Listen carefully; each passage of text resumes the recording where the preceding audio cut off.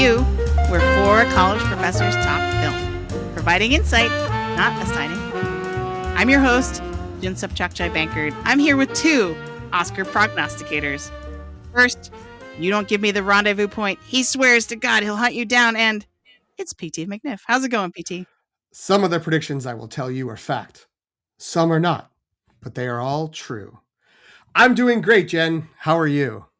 I'm doing great. That was perfect. Hats off to you for quote selection. And it's every man for himself where he comes from. It's Greg Cass. How's it going, Greg? I have a purpose. You don't. If you think that's some kind of blessing, it's not. It's put me at a huge disadvantage in life.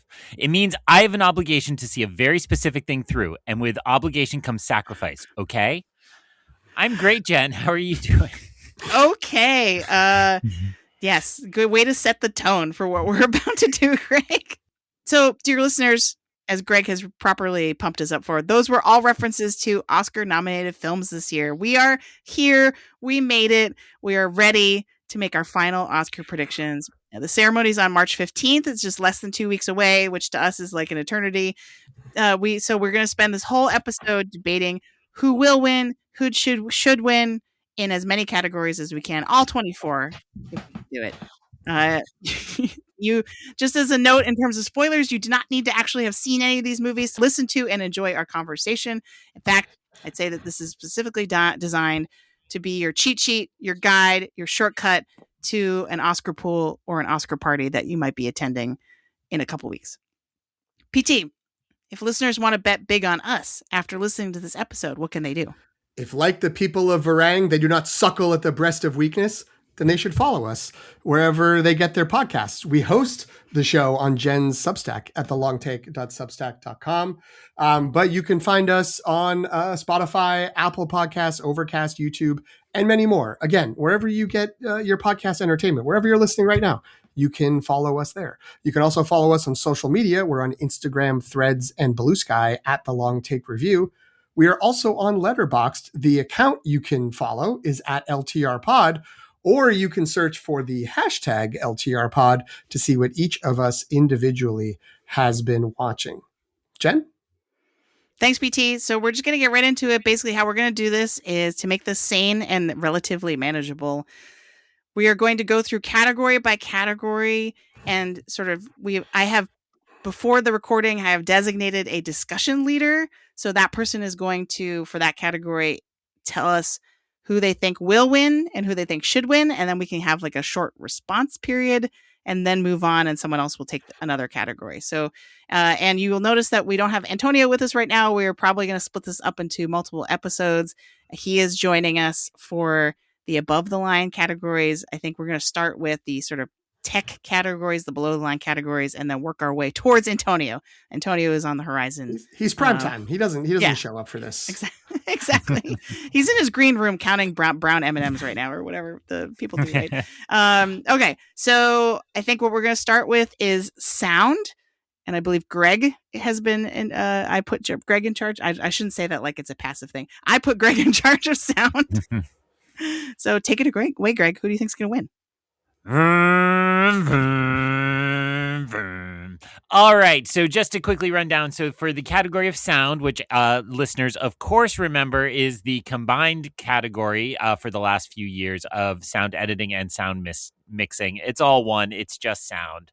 So the nominated films, with all due respect to all the nominees, it would be a long time with listing all these names. So the nominated films are F1, Frankenstein, One Battle After Another, Sinners, and Sirat.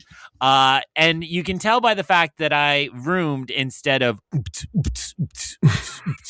that I believe will be F1. I think this is, for me, the most likely pickup of F1 at the award show. I know it's nominated a few other places, but F1 had incredible sound. And, you know, the way they made cars go vroom is impressive and edited it together. And for that reason, I'm going to go ahead and also offer it my should win.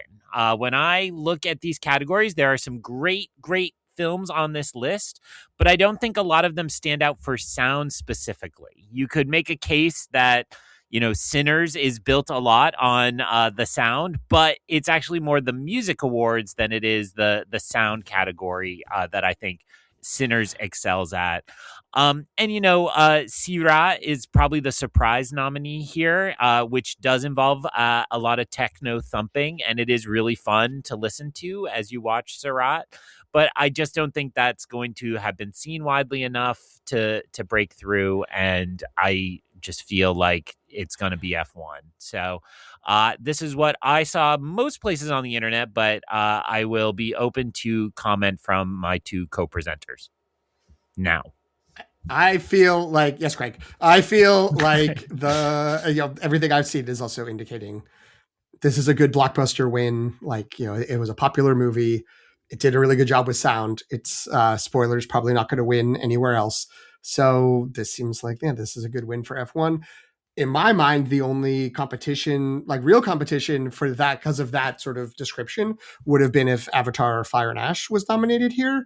But that has its own category and it can win over there, which we'll get to eventually. And the only thing I will note beyond that I agree that F1 is going to win, I think F1 probably should win, is that if either Sinners or One Battle does win this, and it's relatively early on in the night, then it's like, wow, they're really giving as many awards as they can to at least one, if not both, of those movies. And there is a history of, because you're absolutely great, Greg, that things that go vroom and boom do tend to transcend in this category. But music movies do have at least a fighting chance here as well. So I would agree that like Sinners is an outside possibility, but like not really. I just want to give a shout out because I believe Sirat has the only all ladies sound team. So their nomination, I believe, is historic in that sense. Very nice. And just because it might not come up again, if people haven't seen Sirat, it's a wild ride. Really recommend checking it out. You won't believe the things you see. Or the things you hear, if you like to hear modulated beats, as opposed to the same beat over and over for long stretches of time. There are some things that go boom in there too. They toss one in the trailer, so I don't mind throwing that in. That there's a boom in there. There's some booms, there's some creaks, there's some crashes, there's some stuff that happens out in that desert. All right. Well, speaking of music, which we were just doing, let's move on to talking about best original score, and the nominees in this category are Begonia, score by Jerskin Fendrix, Frankenstein by Alexandra Desplat, Hamnet by Max Richter, One Battle After Another by Johnny Greenwood, and Sinners by Ludwig Göransson. This is a pretty easy will win. It's going to be Sinners. It's been winning everything in the lead up to this. As mentioned, Sinners probably is not going to win in sound because they're like, okay, well, it's the music movie. We're going to give it score. And so it's going to win that. But yes, it's won Astra Film Awards, BAFTA, Critics' Choice, Golden Globes, Hollywood Music and Media Awards, and the Society of Composers and Lyricists. All possible precursors have been swept by Sinners.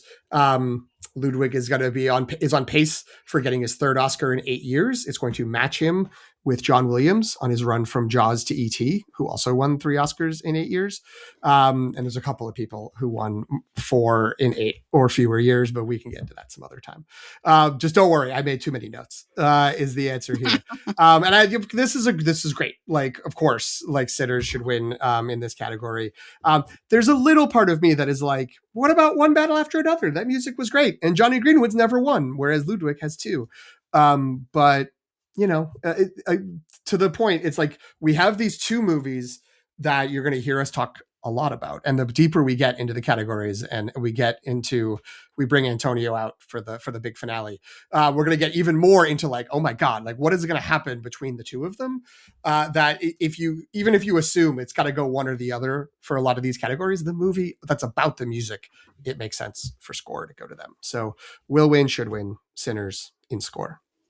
What do you folks think? I second this all around. I mean, like, I am totally fine with Ludwig Göransson becoming the next John Williams. Like, let's do it. Like, so I know, yeah, there are some people who are complaining that it's like he's too young to have 3 Oscars, but whatever. Like he'll stop winning Oscars when he stops making undeniable scores. You know what I mean? Like that's We'll cross that bridge when we come to it, but we have not yet. And we may not cross it next year because he's got the Odyssey score lined up. That's right. And who knows what that's going to be like and what the competition will be, but he could be in that 4 range.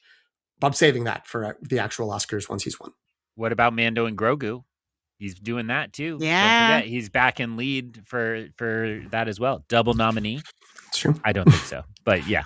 This is not the way to another Oscar. I'm still a little sad that the Marty Supreme score didn't make it in here. I don't really know who I'd bump out. I guess maybe Frankenstein, or Hamnet if you get on the whole, it's not original because there's reused Max Richter music in it. But I'll just toss in, PT really covered my main thoughts on this, but I just want to say I rewatched One Battle After Another this week just to remind myself why it's so good. And the score really jumped out. I think what's beautiful about it is it's so spare. Like it's almost like a Jaws thing, right? Where it's like there's so little score at times, yet it's so impactful. And so I'm a little in the camp that I would love to see Johnny Greenwood pick up his first, since Ludwig has kind of already been crowned in some ways. But, some of us have been big Ludwig Göransson fans since he was the weird foreign person scoring Community. It makes me really happy that he has really become everything Jen and PT, you both just said he is. It's just crazy. And the guy who was making the beats for the Childish Gambino mixtapes before he started doing albums. That's right. Unbelievable. Oh, wow. What a time. All right, so I'm up next with original song. We're not really going to spend much time talking about this, I don't think, because it is golden all the way down. I really don't see Diane Warren as, noted, but I really don't see any other outcome here. It's just been winning everything consistently all season. It didn't. The only weakness it showed was that it didn't win overall song at the Grammys. Oh, people should know who the nominees are. I'm just kidding. I'm just kidding. That's so. Do your homework if you're going to listen to this. I know, right? Come on, folks. It's terrible. Thank you for pointing out. I just jumped right in. So the nominees are Dear Me from Diane Warren, Relentless.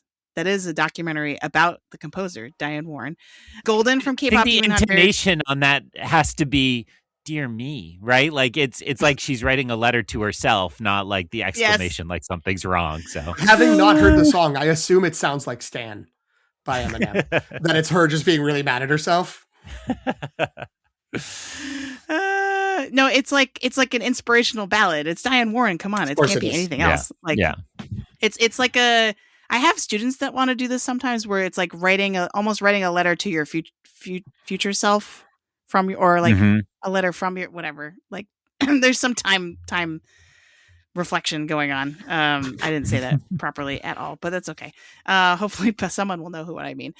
I Lied to You from Sinners. It's the closest thing to competition that I think Golden has had.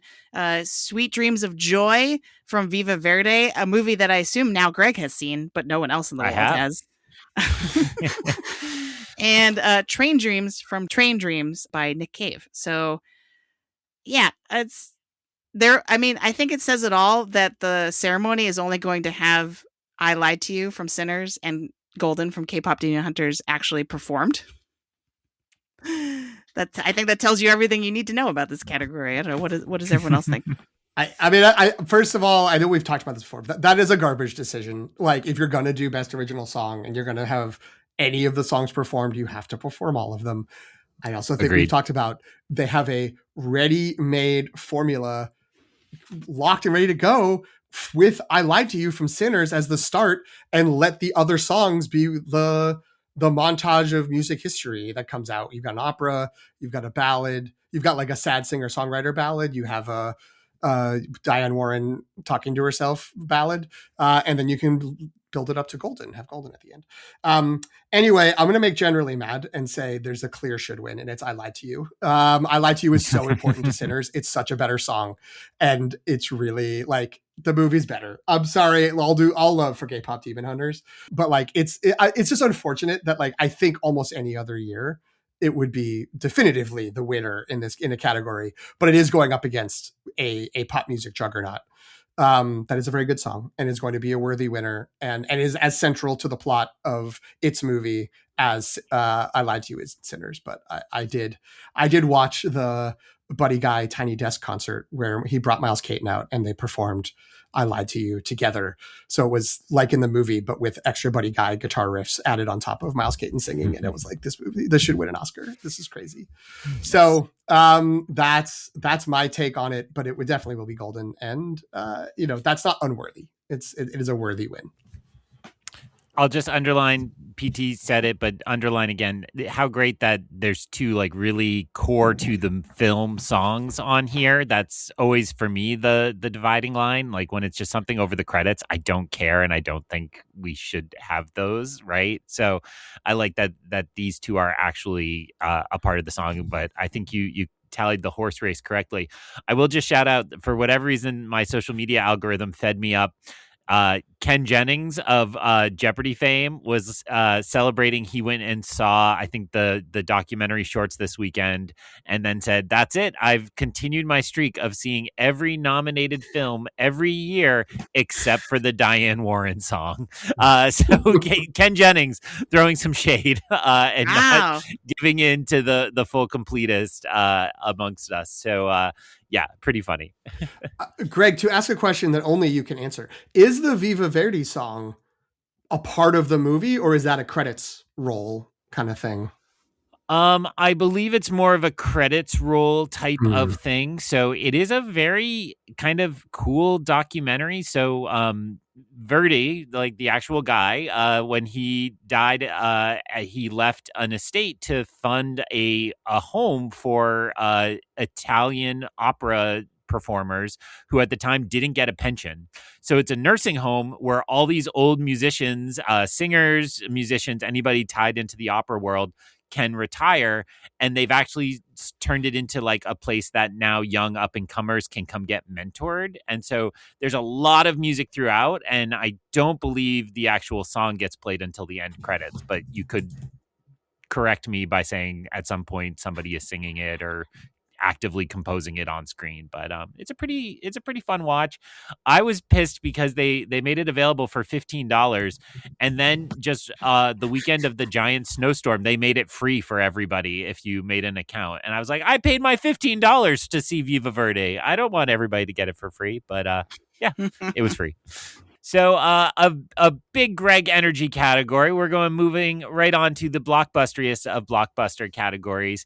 So we're talking about visual effects, and the list for visual effects is, of course, Avatar, Fire and Ash, F1, Jurassic World Rebirth, The Lost Bus, and Sinners. Again, Sinners, excellent movie. I would not say visual effects are core to what they did, unless you think about the fact that there's two Michael B. Jordans, right? The ongoing joke last night at the awards show about how Michael B. Jordan should have brought his brother still gets me every time, and I use it regularly as a true dad.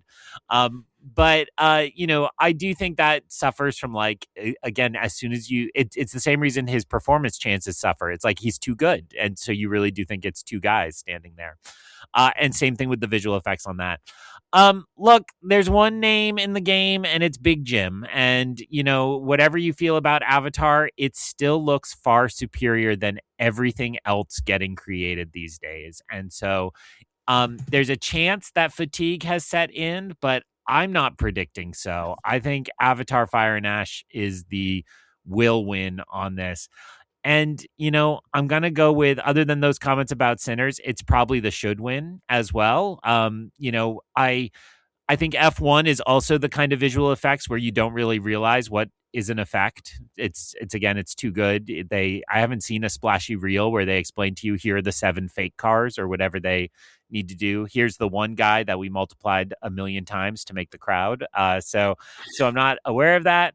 I don't think anything in Jurassic World Rebirth was particularly mind-blowing in the dinosaur arena. And so that's also, we've seen this all before. Much of the problems of Jurassic World Rebirth exist in we've seen this all before. And then Lost Bus, sure, there was fire. McConaughey was never really near fire. It was not that. I never found myself looking at that screen and saying, wow, what great effects. So I'm giving it to Avatar. Will win, should win. The Lost Bus is one of the few feature length non-documentary movies I still haven't seen yet for this year, which is dumb because it's been on Apple for like months and months. But it's if it was under 2 hours, I would have watched it already. It's like looking at it, it's like 2 hours and 18 minutes, and I'm like, ugh, about a fire. It's already sad. But I will just note it's possible that the fact that you were like, I never thought about how great these effects are might be a testament to how good the fire effects are. Because I usually, when I look at effects, when I look at fire and I can tell they are effects, I'm like, wow, that looks really fake. So that could be something good here. But anyway, I agree with you. It's Avatar. It's weird to. I feel like it would be weird to have an Avatar movie and have it not get visual effects because they put so much work into it. I have heard or seen or read some combination of the above, some grousing of people who are like, it wasn't even that different though from Way of Water. Like, how much did they add? But it's just like, okay, but it's good at it and it's better than the effects in these other movies. The only real challenger in my mind would be Sinners, and that's because it's like, oh, should we just give another award to Sinners? And with that idea, especially of thinking about the twinning, and I think when Ryan Coogler's been doing a very good job of bringing up all the different departments that are up for consideration across different interviews. So I've seen him really talk about how much planning it took to do that, and how much that's performance based, but also the camera work and from the effects crew. So like, if there is this sort of just like real overwhelming, we got to give things to Sinners, that it could go to that. But I think it's should Avatar, and I'm fine with that. Now, Jen, how many times have you gone to see Avatar: Fire and Ash? It's a dozen now, right? 0. Oh no, sorry, oh my I failed. Ooh. I mean, it's your loss. You had no Varang in your life. Yeah, I know. It's not because I wasn't interested, and it just never happened. And I don't know if it will now, honestly. They'll re-release it in IMAX, and you'll go, and you'll have fun. Yeah. Well, so what's weird is that my daughter today in the car, actually, so I have this Oscar playlist of any shortlisted songs and songs that early on people thought might be nominated, and so I've just been playing that like in the car for the past 2 weeks, and she likes the Miley Cyrus song from this, which is questionable, but she kind of was like, wait, Avatar? She's like, which Avatar? Is it the blue people or the Avatar Last Airbender? And so she seems like somewhat interested in watching them, so I'm like, oh, maybe if we could watch the first 2 at home and see how that goes. But I don't know. I'll report back, see if that pans out to anything. I mean, if it's all she just wants, it's to build up to really understanding the Miley Cyrus song. Yes, that's which will probably be disappointing, I would assume.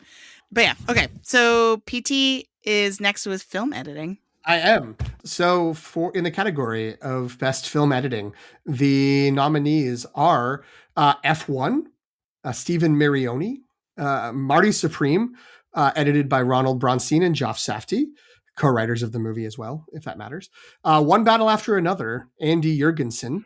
Sentimental Value, Olivier Boujcote, I think is how you pronounce that name, but I'm willing to be corrected. And then Sinners, Michael P. Shaver. And for Will Win, this looks like this is the below the line category that One Battle After Another is going to take. So I'm going to say that under Will Win, it has a couple. I'm checking the precursors, and it has the BAFTA award for editing.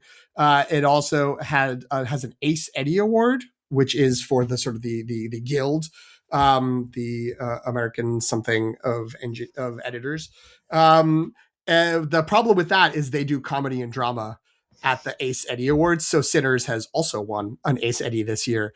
And, as we are building up the momentum of, could it go Sinners or could it go One Battle is going to be a key question in a bunch of categories. But it does feel like with score going to Sinners, potentially another technical category that is like even more up in the air, that a big one that we'll be talking about soon, that this is the one where it's like, it feels like there's sort of a dividing out about where things are going between these two movies, that they're both going to be beloved and they're both going to have a lot of Oscars at the end of the night. Not Oppenheimer, Everything Everywhere All at Once level Oscars, but like not far behind for each of them, and that this is the divide, is that's going to be one battle after another. And I like that. I mean, I also kind of would like the idea of this being where Marty Supreme could get a win. I think that was really edited just in terms of like the should win. It would be like, that's kind of cool. Josh Safdie still gets an Oscar, even if he can't get like, you know, his screenplay or directing nomination like that, or, you know, win, I should say. That could be cool. With the asterisk of maybe it wouldn't be cool because there was the story about what happened with Josh Safdie on an earlier movie back on Good Time, which did, you know, seemed like pretty gross behavior by him, and also seemed like that's also when that story came out was the moment when suddenly all the momentum for Marty Supreme went away. So maybe everyone's just like, you know what, it's fine. With Josh Safdie, why don't you just sit this out for a little while? But I think Marty Supreme was really well edited, and that wouldn't be too bad. But I also liked One Battle After Another more, and I think the editing on that is just as strong. So I will say will win One Battle. Should win One Battle / Marty Supreme if Jen allows me to put 2 movies down on the Google Doc. But if only one, I'll stick with One Battle. What do you all think? I think that for your predictions, whatever you think is winning Best Picture, you should pick in this category. Okay, well, that's a good thing. I said that's sort battle. of like that piggybacks off of what you were saying. Like, it's like this is often the turning point category of like, oh, because this is winning Best Picture, people are voting for it in editing. So in terms of should win, I just want to give a shout out to Sentimental Value. This might be recency bias because Greg and I just recently reviewed this film, but I love the editing in that movie, and I think the editing is actually actively telling the story in a thematic way that I think is only possible because of the edit. You know what I mean? Like the editing is so crucial to the story in a way that maybe it's not as in the same way for these other films, because of the time and tricking us into what's real and what's not real. So yeah, that would just be my shout out for should win. Though the editing in One Battle After Another is incredible, so I don't have a problem or objection to that. Yeah, I think when they do clips for this, which we'll just have to keep our fingers crossed they do, and they show a portion of that final car chase for this, you can't help but just be in awe of One Battle After Another's editing, because that's actually kind of a tricky thing that they choreographed and explained, and they do it entirely in the editing, right? There's nobody saying like a lesser movie would, where it'd be like, wait a minute, if I park on just the other side of one of these hills, then I will knock him off the road. That's what'll do it. So it's incredible. And another movie project I've been watching some really old Spielberg, and like this is it, right? Like this is the best version of like where Spielberg taught us about some of these tricks. And I'd say Lucas, right? Back to like 1138, THX 1138. Like all of that kind of visual and audio storytelling, no speech. It's so well done. And I don't know anybody, even people who were kind of cool on One Battle After Another, everybody loved that last sequence and how that was cut together. So I give it also to One Battle. That's on my ballot. Yes. I will say, Jen, I don't think that you're wrong, especially this year, about like, if it doesn't go to One Battle, it does go to Sinners. That's a early, probably like a third of the way through the ceremony, it will be my guess, is when that award will happen. That could be an indicator of like, oh, okay, like this could be really moving on it. But I will just note that you're correct. The last 3 years, the editing Oscar has gone to the Best Picture winner. For the 12 years before that, only one time did a Best Picture winner get editing. Every other time it was some other movie. So it's actually interesting. This correlation is a relatively recent one. Yeah. That's, I don't know if that's a increased respect for editing, if that's just like, in that same way that makeup and acting has sort of gotten this fusion of if you like one, you like the other. But yeah, that was interesting to go back and look at how many sort of, you had your Mad Max Fury Roads and Dunes. You had these sort of like below the line powerhouses that were winning stuff like editing, but not getting up into picture. And then, even something like I went back to The Social Network, which won editing, but of course, as we all know, until we get to that year in the flashback, did not win Best Picture. So, but yeah, it will be interesting to see, and I think that could be a real bellwether. Yeah, I think the conventional wisdom used to be with like that you could isolate editing a little bit more, like you're saying, but specifically that a lot of editing. So I'm thinking of like Adam McKay's movies and stuff, and like um, Bohemian Rhapsody, I think, was infamous a winner in this category because it was like, oh well, like even though a bunch of people are over here saying the editing in this movie is actually bad, turns out the editor did so much to like salvage the movie that people were like, we got to respect his effort. I think there used to be a lot more of that kind of narrative behind the editing winner of like, oh, it's flashy editing, it's a lot of editing, or it's like there's some kind of behind the scenes narrative. But now it is often just tied to like, oh, this is the reflective of the strength of the best picture winner. So, but I didn't know, I couldn't have told you like how many years that was. I just knew that it was a recent trend. So thank you for TPT. All right. Next up, we have arguably one of the most controversial, or at least up in the air in terms of predictions, categories overall for these technical categories, the below the line categories, and that is cinematography. This is one I've listened to lots of pundits, and no one has really, like, there's a little bit of consensus, but people often halfway through talking about this just throw up their hands and being like, I don't know. So the nominees are Frankenstein by Dan Laustsen, Marty Supreme by Darius Kanji, One Battle After Another, Michael Bauman, Sinners, Autumn Durald Arkapaw, Train Dreams, Adolfo Veloso. So this is a bird's eye view. This is a 3-way race between One Battle After Another, Sinners, and Train Dreams. I believe all 3 of them have won some kind of precursor. PT can fact check me on that. But I am ultimately going with One Battle After Another because I do think that it's like the overall strength of the movie is going to carry this forward. A lot of people that make the counter argument that Autumn Durald Arkapaw would be a historic nomination in terms of like first woman of color to win in this category. But oftentimes we only see that pan out in voting like half the time. You know what I mean? Like sometimes voters just don't care about that, unfortunately. But Train Dreams also won, I believe it won some early precursors. It won Critics' Choice, and it won the Los Angeles Film Critics. Okay. Yeah, and also the cinematographer for Train Dreams, Adolfo Veloso, is Brazilian and has Brazil backing him. So I think a lot of people are like, just don't count out Brazil. But yeah, so I'm ultimately going with One Battle After Another, but honestly, you could pick any one of those 3 and you would have a shot, I think. But here's what I'm seeing.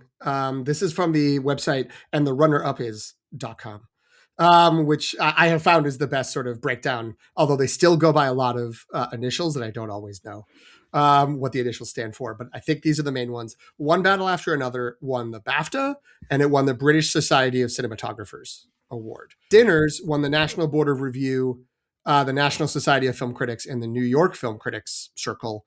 And then Train Dreams won Critics' Choice and the LA Film Critics Award. So yeah, they all kind of have something, and the big precursor isn't being announced for another week. That's the one thing that's left. I guess maybe that's not true because technically there's the WGA awards, but spoilers for when we get to screenplay, not really a lot of things in question there. So the American Society of Cinematographers will be weighing in on March 8th, and that may be a good indicator. I think it'll be a good indicator if One Battle wins there as well, and it's the American Society and the British Society and the BAFTA all went to One Battle. It's pretty locked in. I have just kept Sinners like in this category the whole time as like, but this is, I'm slowly revealing my narrative of what I think is happening here, which is I think Sinners is going to get as many, if not maybe like be within one Oscar of One Battle in terms of award totals. But I think One Battle is going to take the big director and picture. And so Sinners needs a couple more down below. And so I was always thinking like it's score, it's cinematography, it's other awards to be discussed. That this is going to be here. So yeah, if this goes to One Battle, that changes that balance for me, I guess, and does seem even more like, when the One Battle is picking up steam and is going to get more and more likely to fend off its main challenger up at the top. Greg, what do you think? Well, Jen, correct me if I'm mistaken, but you said who will win, and you said 3 would be worthy predictions. Did you say who you think should win? Did I miss did it? not. No. Yeah, I thought so. I was conveniently trying to dodge this question. I mean, it would be a tough call. I probably personally would go with Sinners just because the memory of seeing the kind of aspect ratio changes and like the scope of those shots, I'm never going to forget seeing that in the theater. You could also say the same thing for One Battle After Another, but I think, my bias towards Sinners probably is coming through here. I totally understand if people were like on the Train Dreams train, though. Like, it's a gorgeously shot movie, sumptuous in every frame. So that's why I didn't really want to pick. I didn't want you to force me to pick one. Yeah, I just don't want Brazil mad at you. You didn't want to say no Train Dreams, whereas I say Train Dreams. So I love Brazil, unlike Jen. So let's go. Any green in the flag, and Jen's thrown off. She doesn't like it. I thought Jen was talking about aspect ratio changes to remind us that Should Win is Tom Cruise turning the dial inside the submarine in Final Reckoning, and the aspect ratio changes alongside the turning. Sorry, not a dial, a wheel. I don't know what you call that thing, but the way you open a boat door. Yes. So I sound like I'm cheating now, but back on my ballot, I had Sinners the whole time. I am convinced by the historic win. I think it's both a worthy winner and to make a little history. And I don't track this for all movies, but she was out campaigning on Big Picture and gave a great interview, and I thought made a good case for the kind of artistry and the hard work. And I misspoke earlier, so I said first woman of color. She would just be the first woman.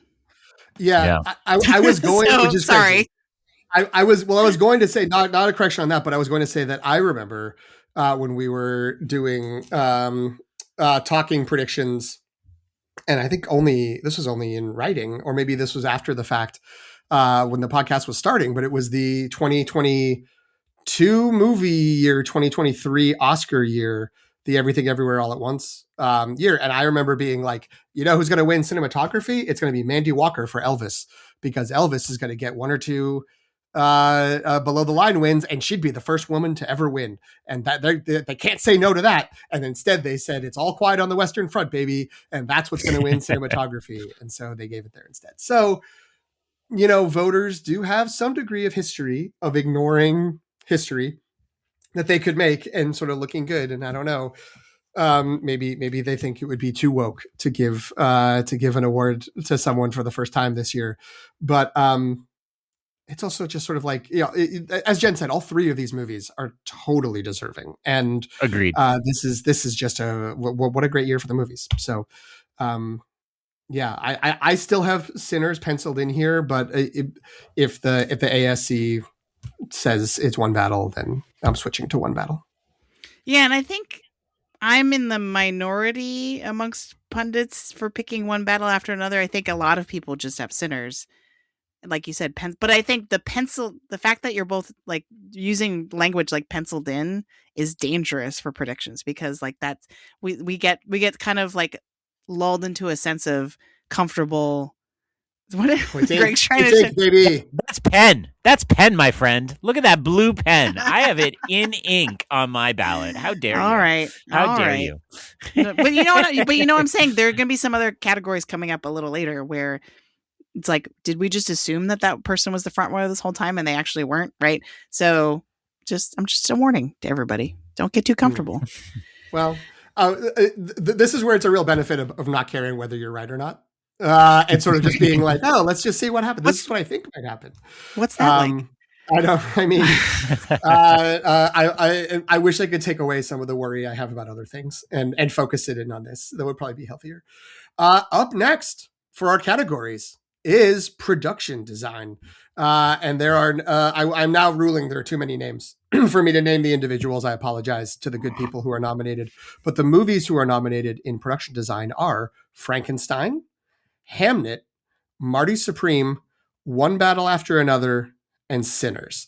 And ending with One Battle After Another and Sinners is, again, going to be a standard go-to here. The favorite right now, the will win, the person who seems to be just picking things up along the way is Frankenstein. But this is going to be, Frankenstein's going to be a little engine that could down here in the below the line categories, the craft categories. as some people say. Guillermo del Toro makes beautiful movies. There's a lot of handcrafted elements to it. He is very beloved. He is great at talking about all the people he works with and all the collaboration he does. So he's really good at getting some of these people up over the line. I'm saying that even though I think The Shape of Water is the only movie of his that won multiple craft categories in the past. He obviously has an animated feature win, and maybe Nightmare Alley had one or two things, but in any event, it has felt like there's just a couple of like, yeah, Frankenstein, that's going to win this. It does have a whole bunch of precursors. One Battle After Another also has a good number of precursors, but that is in a bunch of places that divide up between fantasy or period and contemporary. And so One Battle's been winning contemporary, and Frankenstein is winning period, unless there's also a fantasy category, in which case it wins fantasy and Hamnet wins period. But it feels like when it's head to head, people are thinking it's going to be Frankenstein. That's going to win. They were like, we loved that window last year in Wicked. We love it again in Frankenstein. We got to give it an award. They did too good a job here. My should win is, even though I didn't read the names, very personality based, and it is Marty Supreme, because let's give Jack Fisk an Oscar. The man is a legend. He was, for those of you who don't know, he's been working since I think the late 60s, but the credits I pulled for him start in the mid 70s. He was the art director for Badlands, Carrie, the original Carrie from Brian De Palma, and The Thin Red Line in the 90s. And then he was the production designer on Days of Heaven, Mulholland Drive, There Will Be Blood, The Master, The Revenant, Killers of the Flower Moon, and now Marty Supreme. And he's never won an Oscar. And that's crazy. So, Nice again, I was saying maybe Marty Supreme for editing would be a place for it. This is the place I would choose if we could win one award. This is where in however many years we look back and it didn't win, I would say, why don't we change that and switch it over, and we do like a little Oscar fairy switcheroo. So I'm pre-saying that that's what it should be, because that's what should win, but it won't, unfortunately, because doesn't seem like there's really any momentum there. It's entirely people like me, but with more listeners who are saying, what about Jack Fisk? But he's not winning any precursors. He's not getting a lot of attention. So I think will win Frankenstein, should win Marty Supreme, parentheses for Jack Fisk. Also a guest on The Big Picture. True. We're now seeing a pattern. And a regular person swinging by at the American Cinematheque to show one of his movies and talk about him for the last few months. So he's trying to make it happen. He's been out there, but it's not making a lot of movement. So my beloved independent movie theater, the Coolidge Corner Theater here in Boston, Brookline/Boston, they are redoing their main theater, and they have, like a lot of theaters, they're offering the opportunity to sponsor a seat for, like $2,000. And so they have a little reel they're playing in front of every movie, which I've seen at almost all of my Oscar nominees this year. And the reel ends with the only voice I hear now when we talk about this movie, which is Gene Wilder shouting, "My name is Frankenstein." So I will go with Frankenstein for this as well. It's incredible. He built models. He built sets. He paid extra money so he could steal stuff and has it in his special little house. Like, Guillermo deserves something for Frankenstein. It's become fun to beat up on Frankenstein. Frankenstein's good, and it should be given the respect it deserves, and this is a great place to give it. So, Frankenstein. Usually this category favors world building, and so I think Frankenstein is kind of the no-brainer pick here, and is very deserving, as Greg has said.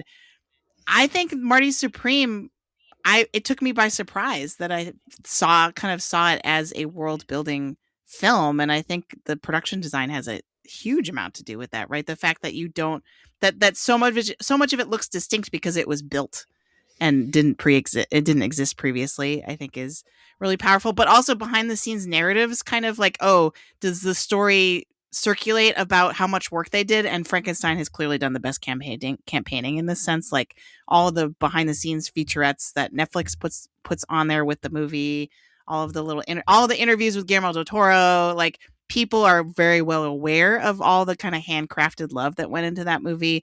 And even if it went into the same amount went into these other movies, if they aren't getting that story out there, then it's not going to be as successful. My personal pick would actually, I like the Marty Supreme pick if I'm not going to go with Frankenstein. But I also want to just give a shout out to Sinners. I'm trying really hard not to just pick Sinners for everything for my should wins. It's tough though. But the fact that the set, like a lot of these movies, production design is so wonderful because the movie the story hinges on a sense of place, right? And with Sinners, like the juke joint is such a central. It's not just a place. It's like an idea in the movie, and so I feel like that the production design definitely enhanced that. For sure. And I think it's totally fair to basically every category be like, but Sinners could kind of deserve this because Sinners kind of deserves it in every category, which brings us to our next category, costume design. The nominees for costume design are the movie Avatar, Fire and Ash, Deborah L. Scott; Frankenstein, Kate Hawley; Hamnet, Malgosia Cherzanska. My apologies, Malgosia. Well done, I think. Marty Supreme, Miyako Belize; and Sinners, Ruth E. Carter. This is another in the little powerhouse fortress being built by Frankenstein here below the lines. It is the presumptive favorite down here. It's sort of, I was joking earlier about the window, but it is, this is the same two that Wicked won last year. The sort of the brace of production design and costume design, and Frankenstein has slid in really well once Wicked for Good didn't sort of step up to do this. And it would be pretty cool. Kate Hawley would win for the first time. This is her first nomination. She has worked on a bunch of fantasy type things. She was an additional costume designer early in her career on the Hobbit trilogy. She's the costumer for the Rings of Power TV show. She's previously worked with Guillermo on Crimson Peak and Pacific Rim. And she also did costumes on the movie we all remember as the Academy Award winning sensation Suicide Squad from 2016, which won for best makeup, which is an incredible thing. So that would be fun. And that is the will win. Cause again, this is the little Frankenstein powerhouse down here. She's been picking up the precursors along the way. And everything Greg was saying is true. This is a very fun movie. This is a very good movie. The biggest sort of, I think the biggest flaw in Frankenstein is it's not as great as the great movies this year, but that's not a reason for it not to be rewarded for all these great technical elements that it has. That said, my should win, Ruth E. Carter forever. I would give it to Sinners. Give her three costume Oscars for 3 Ryan Coogler movies after she won for Black Panther and Black Panther Wakanda Forever. It's obviously not as flashy and showy as a Black Panther movie or as a Frankenstein movie, but those costumes are incredible and so tactile and also tell so many great stories in the clothes that are worn there. And they have to capture not only this period of history, but these different sort of subgroups, sort of internal community groups and people and how they interact with each other, and also the indications of these perpetual vampire people and the kind of things they will wear to try to fit in. So yeah, I would give this to Sinners as well. All due respect to Frankenstein. I promise I'm not going to take every will win away from that movie, but this is where I would go. I would give another one to Sinners because I think the costume's great. Jen, you always tell me that you need to vote with your head and not your heart. You need to look at the data. You need to not care about movies and art and craftsmanship. You just look at what the betting markets say and go that way. Wait. I didn't say that last part. I love how I got you nodding. Yeah, I like that you agreed with everything up to that point. Yeah, I drew that's like, part. Yep. I drew the line of Chelsea. I have to draw the line somewhere. Yeah, like once money is involved, then we stop. So what I will say is I have every belief that Frankenstein will take this, but in ink on my ballot, I went Ruth E. Carter for all the reasons PT just articulated. Nice. I think she's a legend. She deserves it. I do agree that it kind of needs a big Sinners wave to make make come true. But I went Frankenstein in 2 categories, and I said I can't do it a third time. I can't deny Ruthie Carter, just a phenomenal person. So that's where I went on my prediction.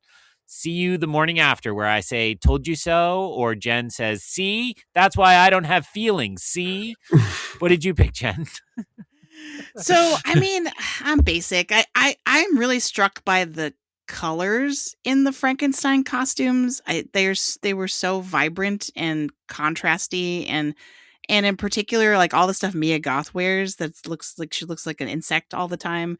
I just loved all that stuff. So I ate that up. I'm a basic Oscar voter at heart a lot of the time. Though I totally understand. Like the sinners costumes are the ones I would want to wear.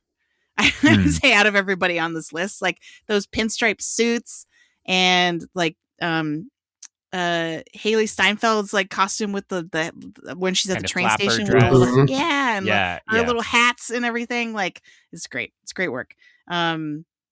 I want to defend if people are like, why is Avatar Fire and Ash on this list? Apparently they do make physical costumes and shoot with physical costumes, and then they do the motion capture.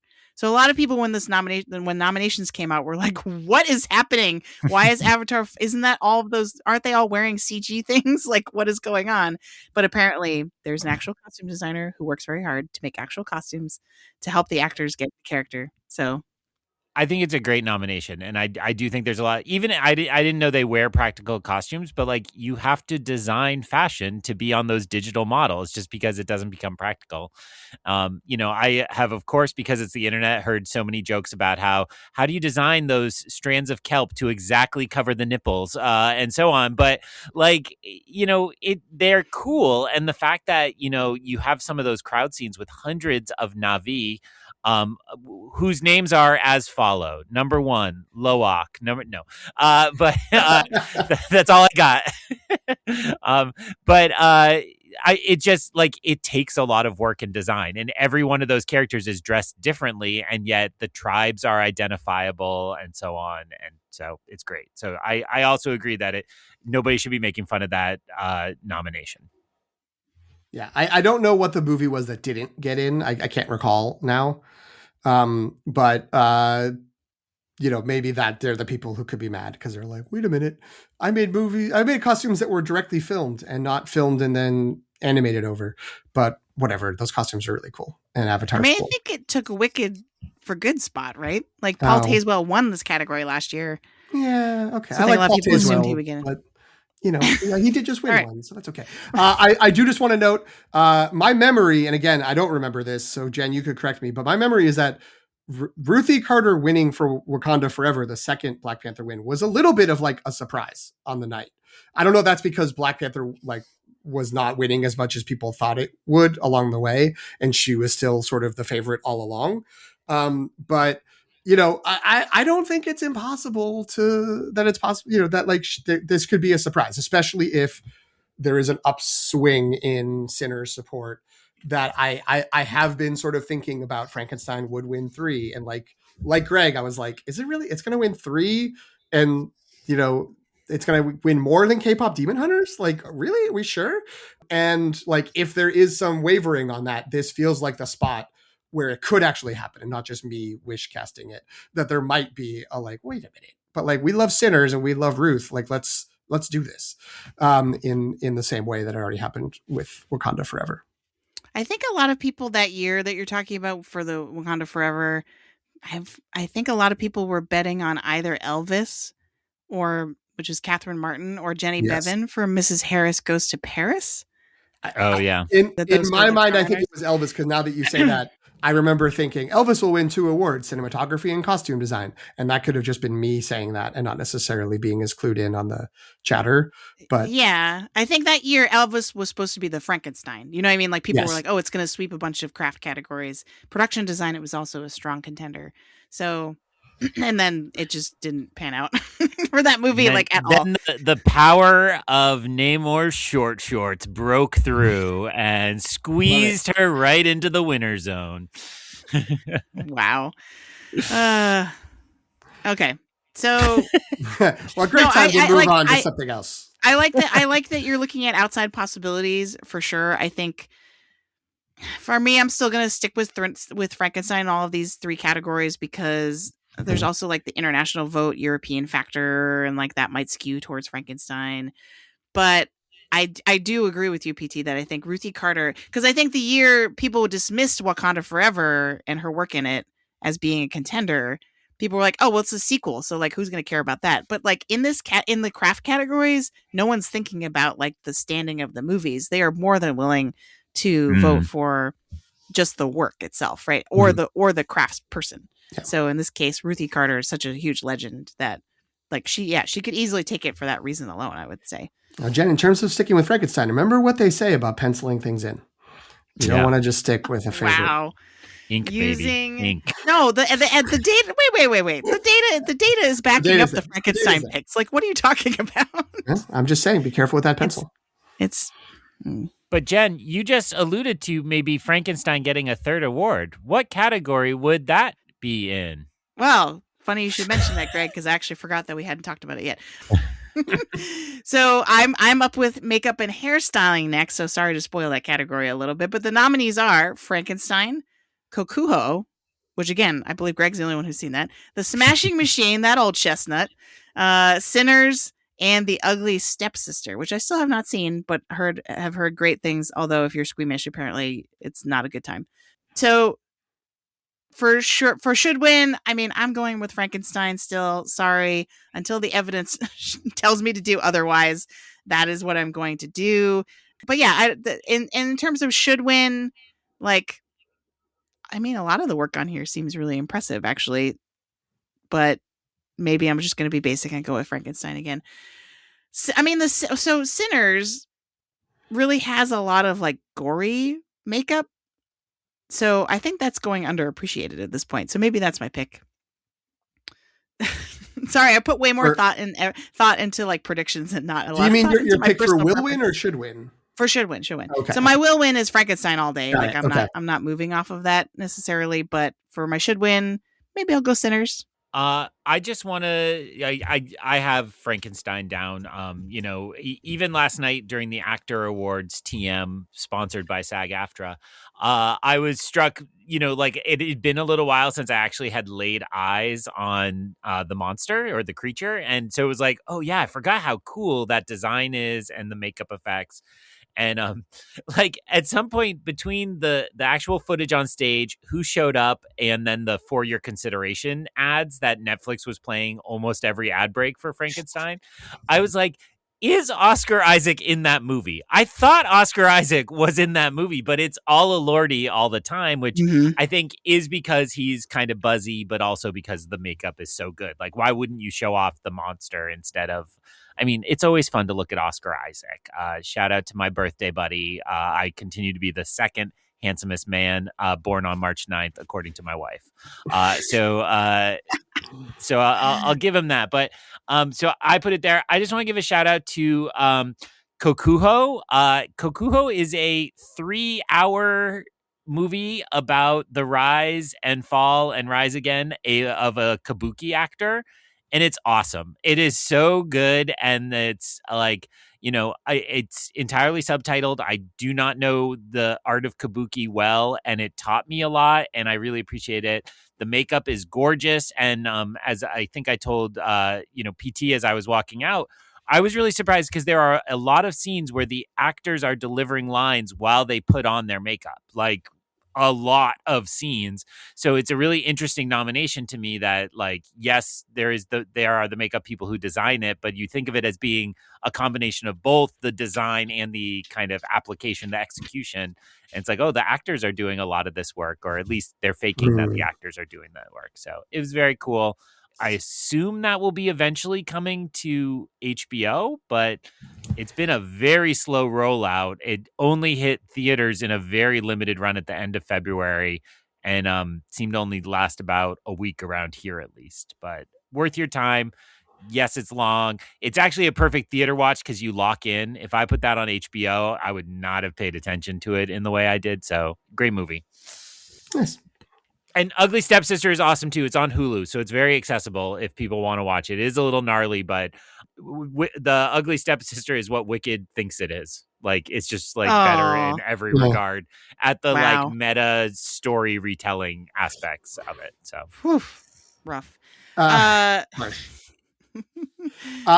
Is it better or worse in terms of will I be able to stomach it than The Substance?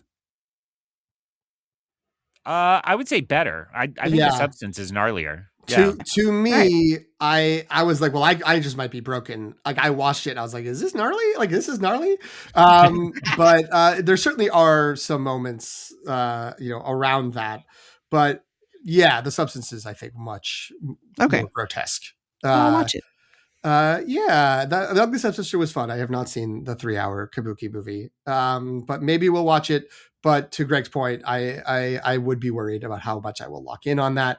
I don't think either one or The Smashing Machine has much of a shout here. This is where I would say, yeah, Frankenstein will win.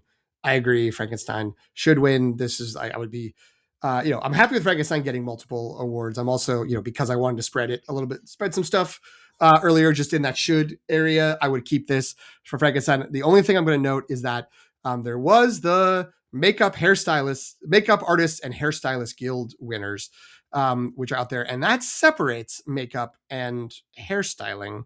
And Frankenstein did win best special makeup prosthetics, but best period and or character makeup was Sinners, and best period and or character hairstyling was Sinners.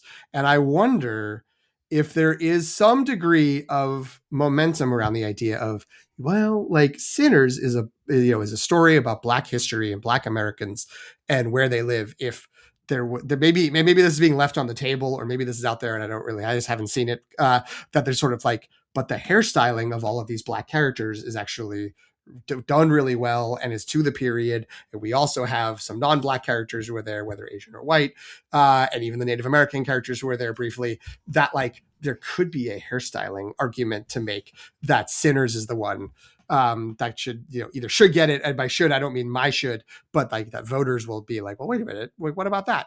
I don't think so. I think Frankenstein is just going to get these awards and people are going to feel great about that. There's plenty of other places where they can award Sinners, because Sinners was nominated the most of any movie ever. So I don't think that will happen. But again, it feels not outside the realm of possibility that, with some of these precursor wins, that Sinners could maybe pull off a surprise here.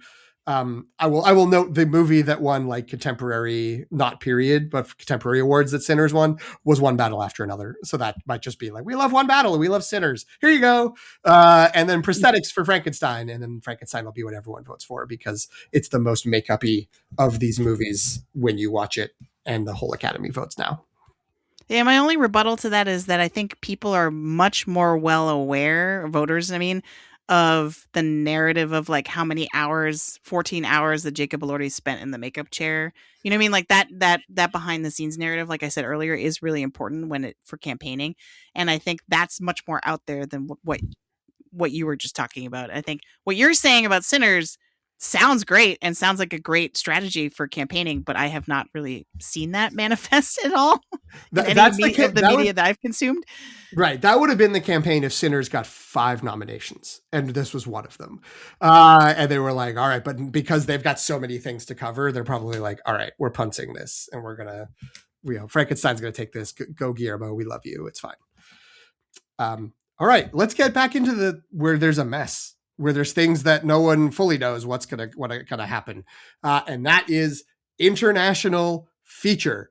So the nominees in international feature are The Secret Agent from Brazil, It Was Just an Accident from France, Sentimental Value from Norway, Sirat from Spain, and I apologize that I'm only now realizing I've never said this out loud. I think it's the voice of Hind Rajab.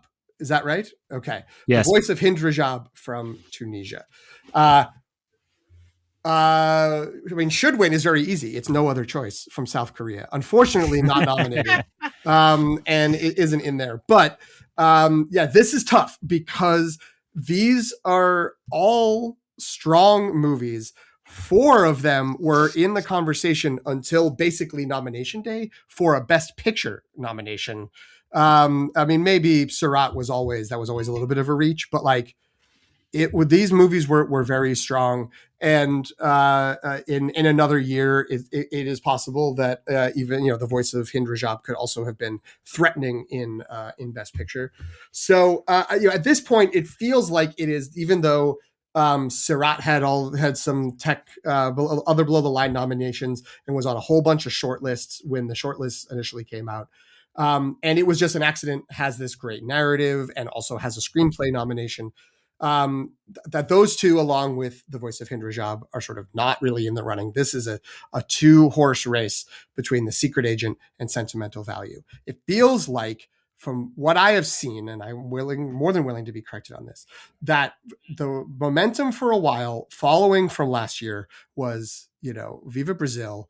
The Secret Agent is going to be the international movie. It was picking up international awards along the way, a lot of critics groups, and then the first sort of Critics' Choice and Golden Globes, it picked those awards up.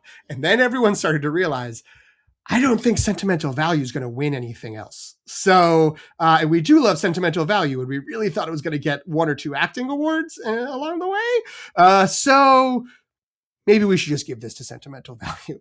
Now, that a lot of that is coming from the fact that Sentimental Value won this at the BAFTAs, even though the overall thought was that Sentimental Value had a weak night, because they thought Stellan Skarsgård was going to win Best Supporting Actor. We'll get to it. Don't worry, folks. So that feels sort of like, okay, is Sentimental Value sort of landing as this is its consolation prize? It got so many nominations, got 9 nominations, that it's going to end up being down here.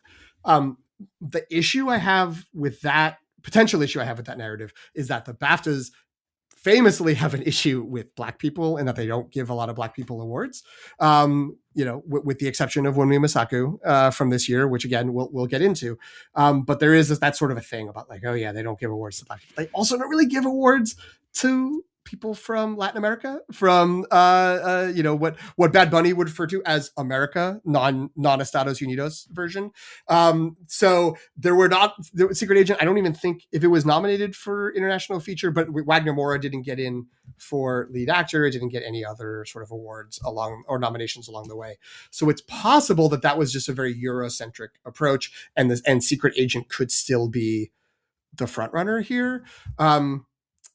But I'm going to say, because we got to make a call, I am going to go will be Sentimental Value, only because I don't really know if there's a path for it to get another award. It was nominated so many times. The Academy clearly liked it, and it is very strong. I am going to say should win The Secret Agent, only because I like The Secret Agent a little bit more than Sentimental Value.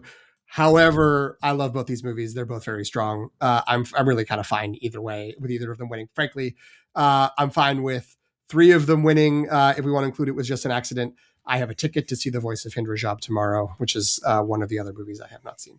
So I'm assuming that Surat I thought was okay. I don't think Surat should win. I'll do respect Spain, but whatever. But yeah, I think this is another strong category. We had a great year for movies, so it's hard to choose on the should side, one or the other. But to keep things interesting, I will say will win Sentimental, should win Secret. And I'm done talking. I'm just going to say I completely agree. Will win Sentimental Value. I think it's the stronger, and I think you have the narrative exactly right, that there was a moment it felt like Secret Agent took over the momentum and then Sentimental Value came roaring back. I will just point out that the voice of Hind Rajab is absolutely devastating, and it has a little bit of a magic trick in it at times that kind of totally worked on me and is really interesting. And I'll leave it vague to not spoil it for PT or any listeners, but it's a really interesting film, and kind of feels like, in some ways it feels documentary-esque in ways, but it is a narrative film and a drama. So but it's really excellent, and if people have the chance to see it, I don't believe it's available online yet. PT, I assume you're going to the theater because you can't see it any other way. I am going. I do have a ticket to the theater. Yes, I don't think it is streaming anywhere yet.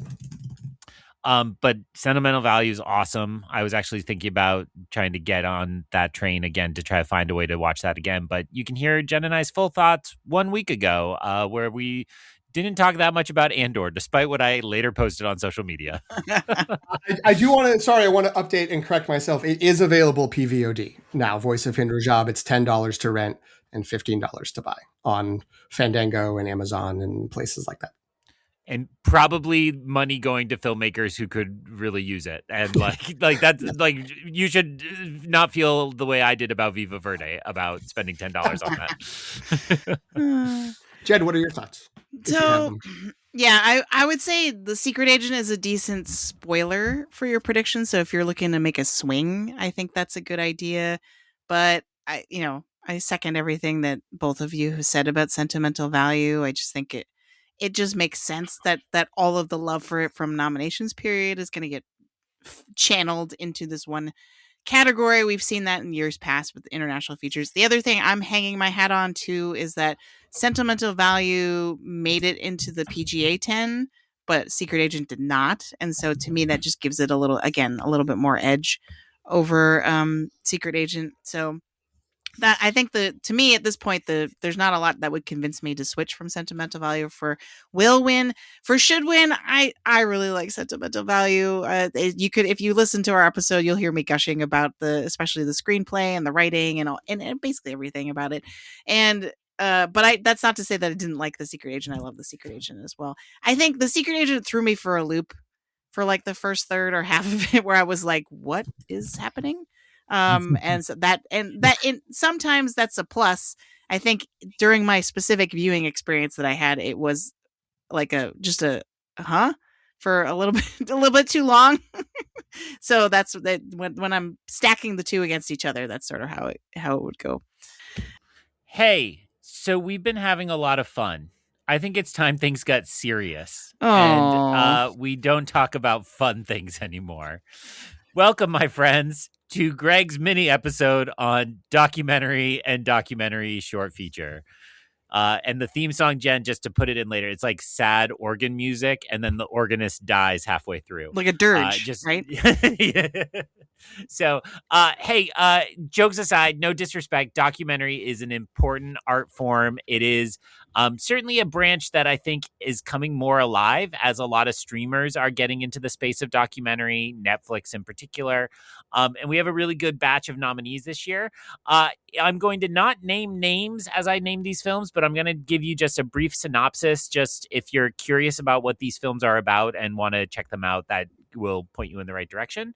So the nominees for documentary feature are The Alabama Solution, which is on HBO Max, or Max, the one to watch for HBO, or HBO watch us now before we're Paramount Plus, whatever they're going by now these days. So The Alabama Solution is a look at a protest movement inside the prisons in Alabama and the workers the prisoners, and they are forced to do labor and the work stoppage they put on to protest their conditions.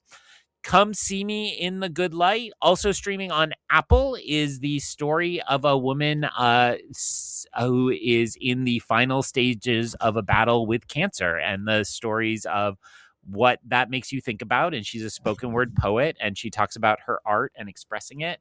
One of the producers is Tig Notaro, the stand-up, and she has a brief appearance within the film.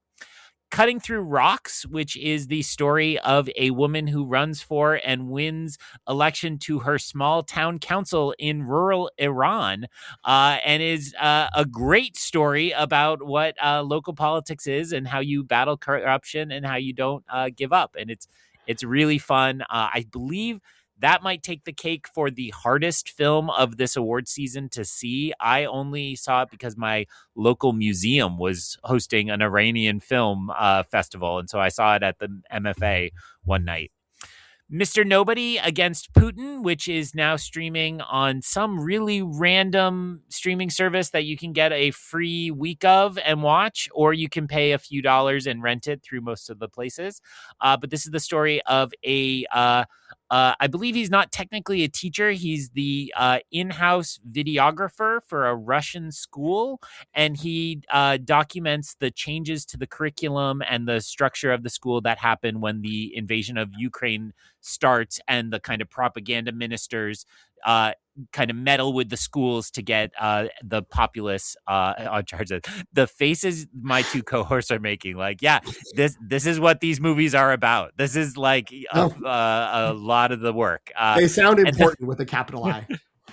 I was going to say what you were just describing sounds like the plot of a Harry Potter movie.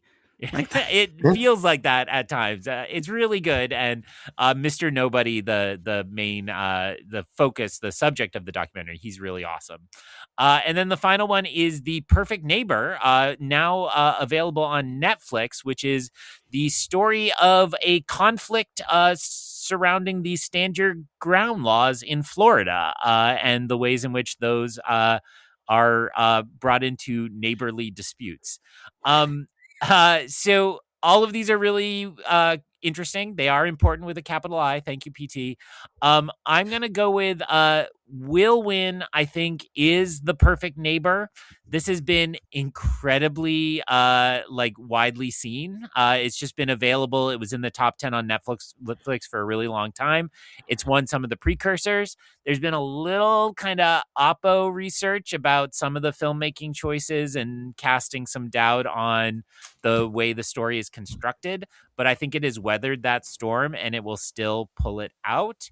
But should win, I'm going with Cutting Through Rocks, because I thought the protagonist of that one was just really awesome. And why not? When I tell you you basically can't see it, why not then tell you it's the best one? So, haha, too bad, so sad. Wow. See, only real heads know. I mean, that's the thing. Okay, so I'm going to share, despite not having seen a single one of these movies, I'm going to share the context that I know about the documentary branch and kind of like how that might bear on this particular race. So traditionally or historically, the documentary branch is like kind of snobby, and something that is more commercially appealing, something like The Perfect Neighbor, which I think has that kind of true crime Netflix shine to it, as far as what I know about it, and based on what Greg just said. So I think getting the nomination was its biggest hurdle, because a lot of people were sort of saying, anything that is declared, there's some documentary precursor that often picks the more mainstream populist documentary, and then immediately pundits are like, well, that's not going to get nominated now. I think this happened famously with the Mr. Rogers documentary. And then there's one other one, anything that is sort of like might be more mainstream. The Will Ferrell one last year comes to mind. Yeah. Perfect. I can't remember the title. Will and Harper? Harper. Yes. But Perfect Neighbor made it in. And I think a lot of the thinking now is like, now that it made it in, then it will win. But Mr. Nobody Against Putin won the BAFTA over The Perfect Neighbor. You could, maybe that's the British prefer one over that's the... a more resonant story in Europe and England than in the UK than Stand Your Ground laws. Right. So I would still go with Perfect Neighbor. That's the safer choice. But Mr. Nobody Against Putin probably would be the good spoiler. Well, and everything you just said is obviously accurate. You know the data. You don't vote with your heart. But one thing about The Perfect Neighbor is it is true crimey, but it is largely constructed with body cam and 911 calls. There's very little. I'm forgetting the name of the one about the girl who got cyberbullied that also came out this year, and it had a surprising, but that was like very schlocky, straight to camera. This is like watching an episode of The Real World, but it's these people's lives. Whereas this was not that. This was a better quality Netflix, but you're absolutely right in everything you said.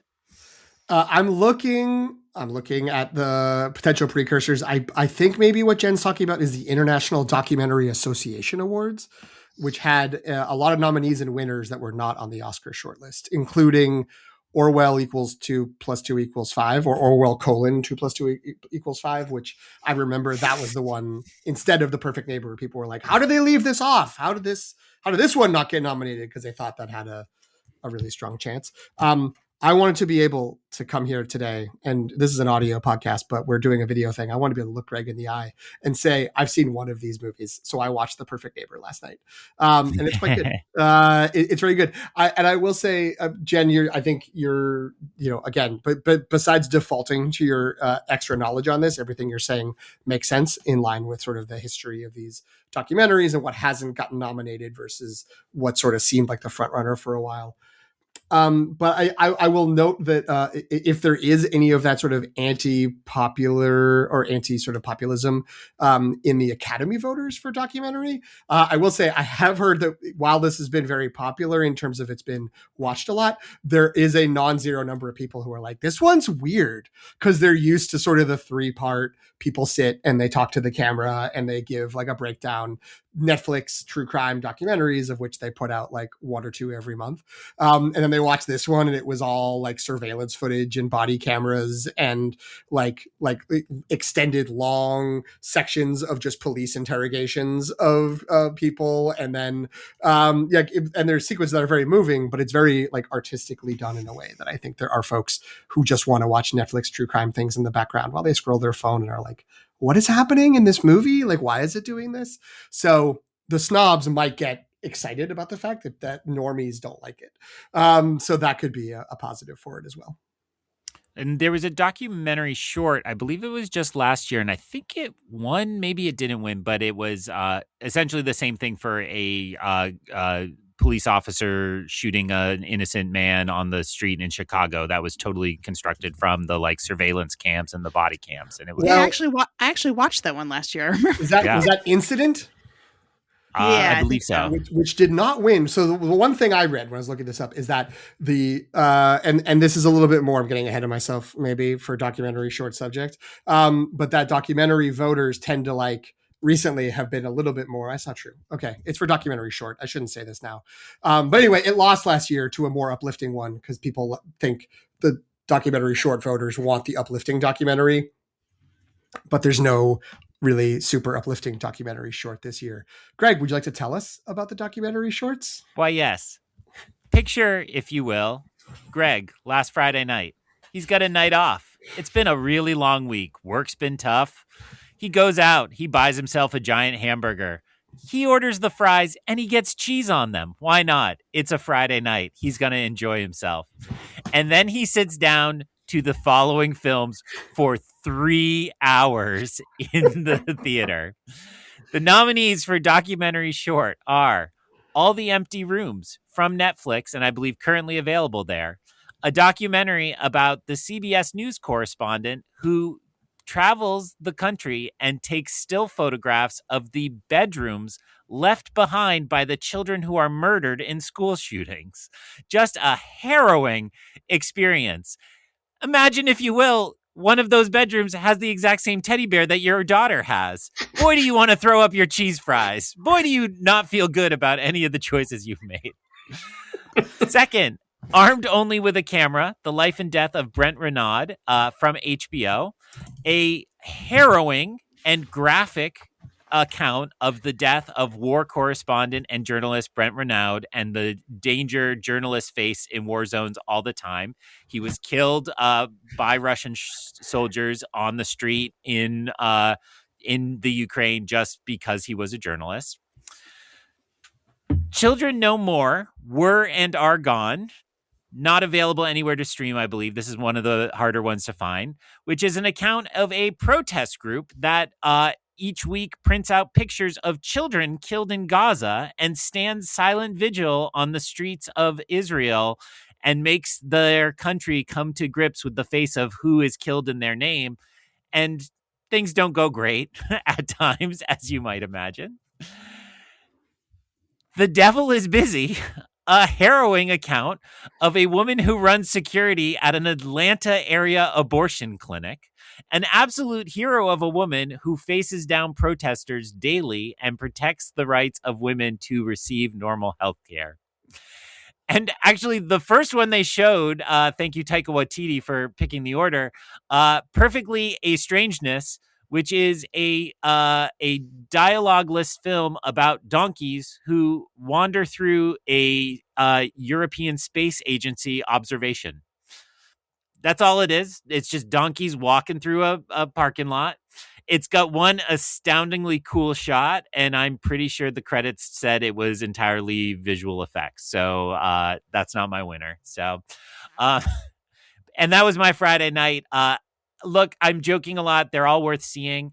I think PT's right. There's absolutely not an uplifting one in the bunch. So I went with the old wisdom, which is when there's somebody recognizable, the guy who is a regular feature on CBS News and is telling us that we really need to rethink our acceptance of school violence, to me is that. So I went with All the Empty Rooms, which go ahead and watch and weep just your soul out. It's a rough watch, but it's great. It's really powerful. We thank you for your service, Greg. This is... How many times did you use the word harrowing? I wasn't keeping track. I mean, 4 out of 5. I think the donkeys escaped being harrowing in that description. I will say the last 3 years, we have gotten at some point in our in group text thread or during a recording session, Greg being like, you guys, they do these shorts packages. It's actually pretty good. Like, you should go and check them out. Didn't hear anything about that this year. I don't know if that's that may be because we have this weird long stretch in between the nominations and the awards. It could be because Greg saw some of the shorts on his own beforehand. It also could be that he knew it was coming and he was aware that this experience was looming and he didn't want to lead us astray to like try to jump into the deep end of the shorts category. But yeah, still fully endorse live action and animated. Have a great time. That's a good fun night out. I think if listeners, you and your partner, if you have a partner, great to go and debate it yourself. I saw a lot of couples doing that as I sat by myself eating Reese's Pieces. But documentary is it's a tough watch, and my theater was pretty full. I will say I wasn't alone at that one, but it's not for the lighthearted. I just want to remind you that the winner in this category last year was The Only Girl in the Orchestra, which was quite uplifting, happy and uplifting. Yeah. So this was what I had seen, and this is when I crossed my wires when Greg said there was that short incident, which I remember people being like, "Well, that's the best one." But it wasn't going to win, and it didn't win because people watch like 3 or 4 harrowing documentary shorts, and then there's like one that's like, this is pretty nice. This is a nice little story. And so people responded to The Girl in the Orchestra last year, and now all we have are donkeys. And I guess the donkeys one is too weird to be uplifting, was what the reviews I was reading. And so it's like, I guess it's just going to be what's the most like quote unquote appealing of the sad one. And what I saw is, as Greg said, I think that's a good point. Well, I actually didn't see this, but I think Greg made a good point. There's a known face attached to it, or at least a recognizable face. But there's that. And then there's also the combination of, this is such an important issue in America for American voters. And it's also something that people in Europe can just be like, oh my God, I can't believe they put up with this. This is crazy. Like, yeah, like what a weird window into their insanity. And so that it might get support internationally as well, because they're just like, they don't really want to talk about the things that are somewhat affecting them, but like they can gladly and easily endure this and vote for like a unique strain of American stupidity. And I will just say I filled it in on the sheet, so I should say it on air. I think All the Empty Rooms is an absolutely worthy winner. But just to spice it up, the one about the photojournalist, the life and death of Brent Renaud, is really good. And I think a reminder that when we have, this journalist was in every major conflict for the last 20 to 30 years. And a reminder that that's a really dangerous and valuable profession. And when we talk about wartime heroes, we often don't talk about journalists, and we should. So it's a great watch. It is a tough watch, but it's ultimately uplifting knowing that he lived a good and meaningful life, and was seemingly a really good dude. So, and that's available on HBO Max. So have your tissues ready, but certainly enjoy it. On a scale from 0 to harrowing, where does it land? Double harrowing. Oh my God. Wow. I mean, nothing compares with the first year I did this, and it was like 4 about the war in Syria, and it's like, here we are trying to save babies in a bunker with no power, and like it's important work. I'm so glad that I do this. I'm not going to quit doing the documentaries because like I learn things and I get to see a part of the world I never get to. But yeah, it feels like work. It is not a like fun night out. And so, Project Hail Mary's right around the corner. I'll be fine. But I gave a little time to these. Jen. All right, on salvage to us. sunnier skies, an animated feature. So the nominees in this category are Arco, Elio, K-pop Demon Hunters, Little Amelie or the Character of Rain, so it is all one title, and Zootopia 2, or if you were in the UK, Zootropolis 2. That still sounds weird to me. Oh. So, there's a copyright issue. Like, someone had already copyrighted the word Zootopia in the UK, and so they had to call it Zootropolis instead. That's very fun. So, I mean, in terms of Wilren, this is one of the easiest predictions. If you'd use Gold Derby, this should be your super bet. If anyone is familiar with what there's usually 2 or 3 categories you can like bet big on, and then you get more points if you're right. So this would be one of those. It's K-pop Demon Hunters all the way down. It's just been steamrolling this entire season. It swept the Annie Awards, I believe, most recently, and that kind of people were already really confident this was going to win, but then that sealed the deal, and people were like, "Yep, this is over. Game's over." Zootopia 2 did, or Zootropolis 2, as it's called there, did win at the BAFTAs, but that's because K-pop Demon Hunters wasn't actually eligible because they have different, I think, more rigid theatrical release rules for eligibility for animated feature. So yeah. There's not too much to say. I have now seen at least the first 10 minutes of all of these movies. Oof. So here's the thing. So Elliot, part of the joy of anime feature is I usually can watch all of these with my kids around in the hopes that they will kind of like flop on the couch next to me and be like, "What are you watching, Mom?" I tried really hard this weekend to watch Arco and got shut down like 5 times. People are like, wow. We don't want this. It looks kind of weird and scary. But I was like, but it's produced by Natalie Portman. Come on. So I will go back and watch that on my own at some point. I just haven't had a chance to, because my children are awake for many hours during the day. And Elio's my children are weak. Oh no, awake, not weak. Oh, You're like, no. who's Natalie Portman? Just put on Black Swan and be like, "You want to see Weird and Strange? Let's go." And Elio was the same thing. Usually, so here's the thing for context, maybe for next year, I don't know. They are very excited. They said they wanted to go see Hoppers because they've seen the trailer. They're into the concept. When they saw the trailer for Elio, we even got McDonald's toys that were Elio related, and they were like, "We want no part of this movie." Nope. Wow. It was just a non-starter. And so, and when it went on Disney Plus, I tried like 3 or 4 times to be like, "Let's fire up Elio. I got to watch this." And they would just be like, "Turn it off." We do not like this boy being chased by aliens. And so I don't know. I think that already says a lot. They did watch Little Amelie or the Character of Rain with me, and they seem to be somewhat into that. It is G Kids, so they're Ghibli pilled. So I think that style probably appealed to them a little more. I really liked Little Amelie, but to me, it kind of felt stuck in limbo between being a short and being a feature film.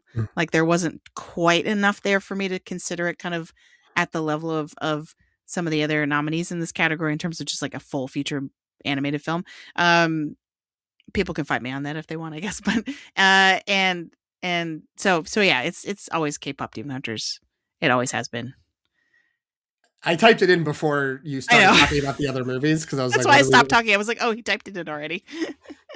So your kids are more into the G Kids. Maybe instead of trying to go back to Elio or Arco, Kakuho is the next one, right? I guess. Yeah, I think. How do you feel about makeup? I feel like they would have a lot of questions about that movie just based on what Greg was talking about. But I see them locking themselves in their room, and you just hear weird grunting, and they're doing kabuki on their own. That'd be great. We learned it from watching you, Mom. We learned it from watching you. Oh gosh. They did like Zootopia too. They're into Zootopia, so they like the snake, Gary the snake, Kihikwan. So I will not say much because I have only seen K-pop Demon Hunters. I got to get onto Elio. I feel like I've heard too many stories along the lines of, yeah, and then no one wanted to watch it when it comes to like my friends with kids. So it has not been something I'm ready to like jump on. I want to see Zootopia 2, but I didn't really want to go see it in the theater when I had other things to see in the theater when it was playing, and it still hasn't come out to Disney Plus yet, which is great. It's been very successful. Good for Zootopia 2. And then I haven't seen the other two yet, but I'd like to, and I probably will at some point. K-pop Demon Hunters is great. Jen was right from the beginning. That just need to reiterate that she was on board very early, and I was like, "What are you talking about?" And I think I'm not alone. But then in succession, the dominoes fell, and I fell last among our co-hosts. And it's great, and it is going to be a very worthy winner in this. And I don't think there's really much competition, and I don't think anyone's really trying to pretend there is. Yeah, they've probably campaigned more than they needed to be honest. Yeah. I would say they were campaigning to make sure they secured song, which I think is, as we discussed already, very likely that they will win that, but had a stronger challenger than this category does. My kids and I went and saw Elio in the theater opening weekend because my kids would go see it. But I will say, when it arrived on Disney Plus, they said, "Oh, we never saw that," and I had to remind them that, in fact, we had seen that and we had seen it in the theater. So maybe that's a different kind of indictment of Elio. I think these are all pretty fun. I did enjoy Arco. I thought Arco, like a lot of, so I saw Arco dubbed. I think that's the only way they showed it here, but maybe I'm wrong about that. But I thought it suffered by having way too many famous people in it, which they often do with Ghibli dubbings. And you're like, wait, I'm distracted listening to the fact that that's Will Ferrell all of a sudden, or that's Natalie Portman, or fill in the blank, and you're forgetting that, like, you're getting distracted from the story. But very imaginative, very original, very cool. Another one that seemed to come to theaters for a week and then disappear. So I don't know. It is on VOD, Jen? Yeah, I bought it on Apple TV, whatever. So it is available to purchase or rent. Cool. All right. So next up is animated short. So I watched 2 out of the 5 of these so far. I tried my best this weekend. I was like, I got to get on this, at least the animated ones. And so the nominees are Butterfly, which I have seen, Forever Green, which I have not seen, The Girl Who Cried Pearls, which I watched today, Retirement Plan, and The Three Sisters. So it seems like the consensus in terms of pundits is for Butterfly, which when I first started watching it, I was like, this seems nice, but like, I don't. And then there's like a political angle to the story that hits that you're like, oh, okay. So it is like a historical story. Like it's based on the life of a Olympic swimmer. And then The Girl Who Cried Pearls actually is also, people have that on their list as their prediction. That is actually the one I would prefer out of the 2. Butterfly had a really like beautiful painterly animation style that I really enjoy, but The Girl Who Cried Pearls has just like insane stop motion animation. And it has kind of like this like twisted macabre fairy tale sort of feel to it, like a fable fairy tale feel to it that I really enjoyed. But Greg, you've seen all of these, so you are probably in a better position to speak to them. So I think you summed up both of those. Butterfly, there's usually one of the shorts is that style where it's somebody who's actually like doing watercolor paintings for each frame, and it's incredibly impressive. But and it is a nice socially resonant message, primarily about anti-Semitism. Forever Green is a set of animators auditioning to work for Disney and Pixar. It's a little CG short about a pine tree and the bear cub that is its friend, and it's adorable, but no thanks. And a Retirement Plan, it doesn't really stand out for either its content or its animation style. And I would say the same about The Three Sisters, which is like a cute little discussion or cute little exploration of three women who live on a fake island. It's all animated, so that's why I said fake. I'm going with I already forgot the name of it. The one you said second. I go for the one with the coolest animation on this, and that is The Girl Who Cried Pearls. And it's really fun, and it's a cool little story, a little fable. So that would be my recommendation within this. So I will now go on to discuss the final shorts category because it's my turn and PT doesn't have anything to say. I have nothing to say. They sound great. They all sound really great. Good job. Good job, all the animators out there. I hope you all win something someday. The final category of shorts, the live actions shorts, which are as follow. Butcher's Stain, which is a story about a man from Palestine working at a grocery store in Israel. A Friend of Dorothy, a story about an elderly woman and the young aspiring actor she befriends. Jane Austen's period drama, which I have thought of every time somebody said period on this episode, which I think last count was 57 times.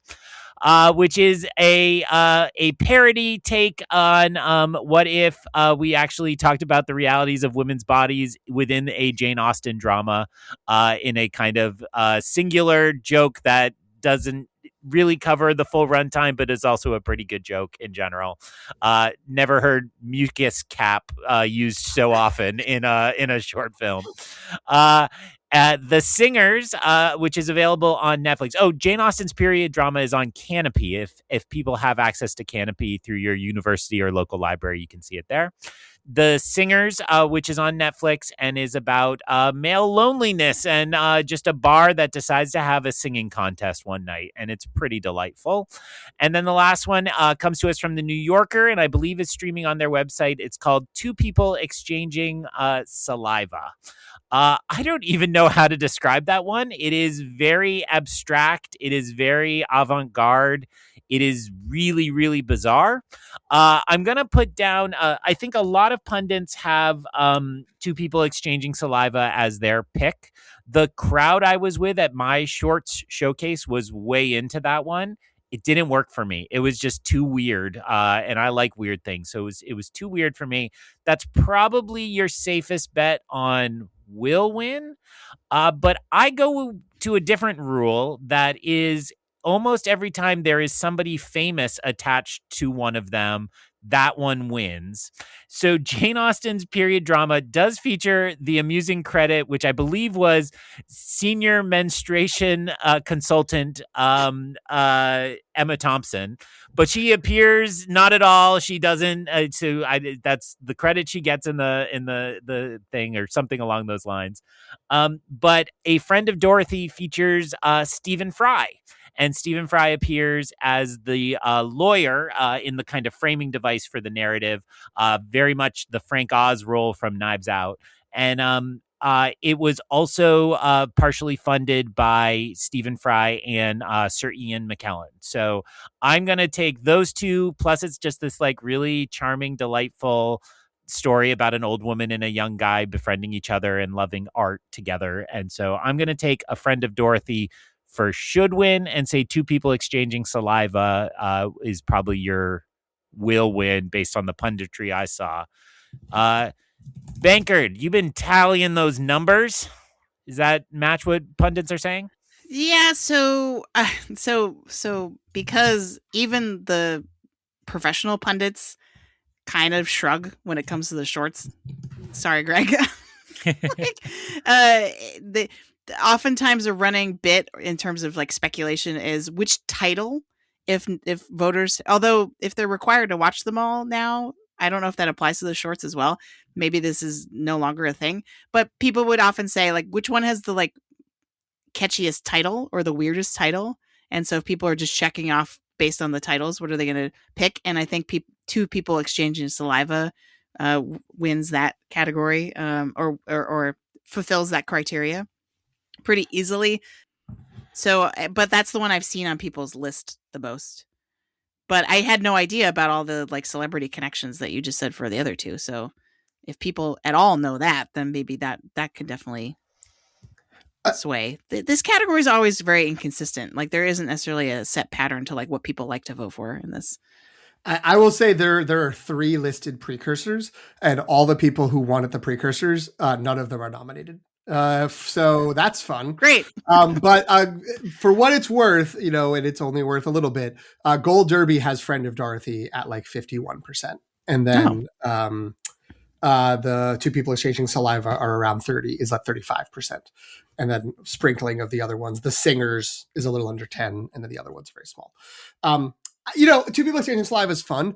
I think, the sort of old school term Friend of Dorothy as code for gay men is feels like something that could be just as appealing as 2 people exchanging saliva. And if you add in, Stephen Fry's in this, Ian McKellen was involved, I will probably be saying that that's going to win based entirely on the confines of this conversation, having not thought about it 1 second outside of once Greg started talking, or anytime before, Greg started talking. Greg, which of these feels the fullest in terms of like it could easily become a feature if it were expanded? Because sometimes that's the litmus test for what people want to vote for. Thank you for the question, Jen. I really appreciate being acknowledged in this way. Sorry, I'm going to a conference this weekend, so I'm preparing. I would say I think A Friend of Dorothy is probably the one that fits that the most because it's got this core relationship. It kind of yada yadas across like a year in these people's lives. And so you could easily build that out. This could be the kind of start of a longer piece about the boy. So it's like a young boy who has given up on his dreams. He is supposed to become a football player because that's what his parents think will make him a lot of money. But he really loves to act and he wants to do drama. And so it's kind of love of the arts, and then like you could build that out like he gets to go off to school or what have you and follow his dreams. The Singers is kind of just like its own little showcase. It's really fun, but it's more like, isn't it funny when people who look like crusty and terrible are really good singers? And that just doesn't sound like a 2-hour feature to me in the long run. I don't even know. 2 people exchanging saliva. It's so weird. It's a society where people don't kiss. Kissing is outlawed. And so they all chew a lot of garlic. And that way they're protected from kissing. And so to get into buildings, they have to like breathe on each other to prove that they have bad breath. And then also they work in a department store, but you don't pay money. You pay in slaps. So like a woman will like pick out the outfit she wants, and then the clerk will be like, okay, that's 38. And then just pull out a fancy glove and slap the woman 38 times. It's so weird. I mean, it didn't work for me. I didn't get it, but people should try it. If that sounds like you'd like it, boy, are there a lot of videos on the internet for you, including, but not limited to, the New Yorker website featuring 2 people exchanging saliva. Yeah, I mean, based on what you just said, I think I would predict A Friend of Dorothy. We are living in a post-Henry Sugar world with this category, so... And if anyone is any voters have actually watched 2 people exchanging saliva, it sounds like that half of them will be like, I'm out. So... Actually, sorry, I did a quick Google while you were talking, Jen, because I'm usually Googling while you're talking. And I did find that A Friend of Dorothy is available online on YouTube if you Google it. So it's about 20 minutes and it's worth it. So if you were only going to watch one of these, I'd recommend that one because you can tell it's my favorite. So I will be there. Now, listeners, if you're paying close attention, we've gotten through all the work and we've just got the big ones left. So we're going to call this an episode and transition out of the what do you call it in sports, PT? The under ticket? The undercard? Undercard. We're going to get out of the undercard and reset for the main show. So tune back into our next episode to get the rest of the categories. Really quick, PT, where can people find you in the show if they would care? Yeah, I mean, if they want to still, they can find me on Letterboxd at PT McNiff, PTMCNIFF. They could also find the show there at LTR Pod. They can look for us on Instagram, Blue Sky, and Threads at The Long Take Review. They can email us, thelongtakereview@gmail.com, or you can follow us wherever you get your podcast, wherever you're listening right now. Add us, plus us, heart us, fave us, whatever mechanism it is. and then you'll get new episodes. You finish this one, and coming soon will be the rest of the categories. Greg, where can folks find you? If you liked these small peeks into my not so smart takes on film, you can find the rest of them at Letterboxd, at EyonCanon, EYEONCANON. Look at those stats just jump as I go to 5 short films in a row on a random Friday night. Jen, you're our ringleader. We so appreciate you. I think there have been some jokes about how you only care about the data and predicting and you don't care about art. Those were mean-spirited jokes. They're not true. Whoever said them should be ashamed. So where can people find you and your real thoughts on film? People can find me on Instagram, Threads, and Blue Sky at Sopchockchai, SOPCHOCKCHAI, and on Letterboxd at Qui-Gon Jen. And you just reminded me, I watched 2 animated shorts. I should log those. I gotta take the wins where I can get them. All right, so yeah, stay tuned for the second half of our Oscar predictions in the next episode. And the over ticket. The old over ticket. Like they say in sports. Thanks for listening.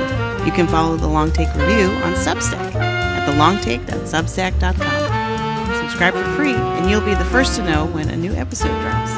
You'll also receive occasional written reviews of new Star Wars and Marvel.